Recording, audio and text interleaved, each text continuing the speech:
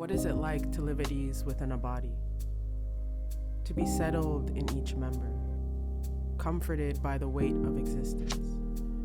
How does it feel to make a home within the flesh? To be sure that these bones are a firm foundation, that they will not leave you homeless. What is it like to know danger only in theory, as a thing that resides out there and not a reality that is inside?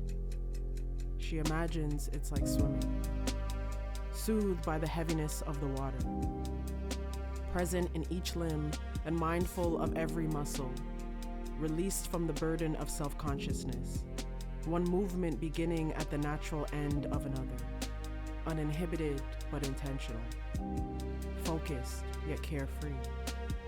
It must feel like clarity, like contentment.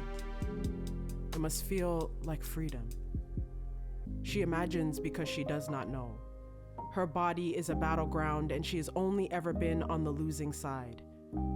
She has been colonized by greedy men, unfazed by the consequences of their conquests, made a foreigner within her own borders, an unwelcome guest in her own flesh.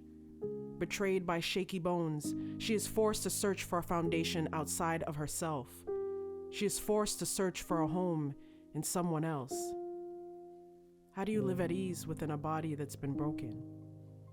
How do you settle in members that are bruised and beaten? How do you quiet fear when it is the only voluntary witness to your existence? You don't. You can't. This she does not imagine. This she knows.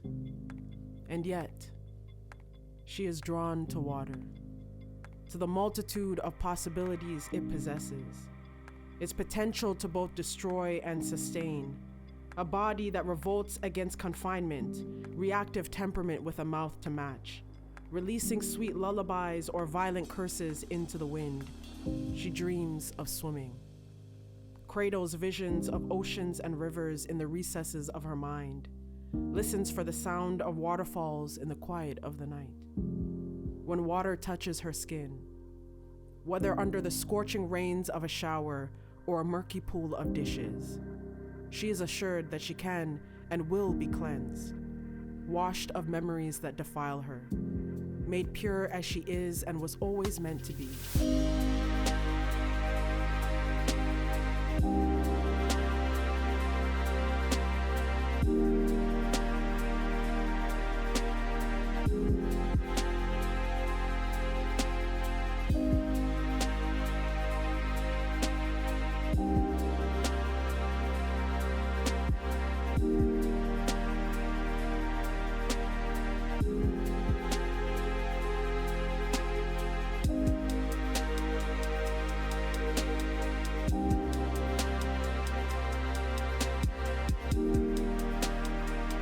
This is not wishful thinking. She is not ignorant of the chains that bind her. This is not self-deception. She is all too familiar with the weight of trauma, carries it around her neck like a cinder block. This is unwavering faith, confidence in a life hoped for, assurance of things imagined.